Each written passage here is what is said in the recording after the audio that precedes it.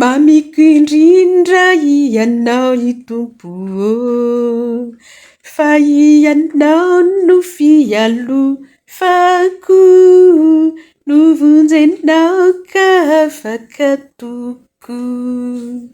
tamin'ny fatorako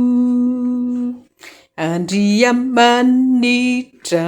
mahery anao ka matoky anao izahay ianao ny fiterana masina izay natokako anao ry Tompo mamiko indrindra ianao ry Tompo fa ianao no fialofako novonjenao ka afaka toko tamin'ny fatorako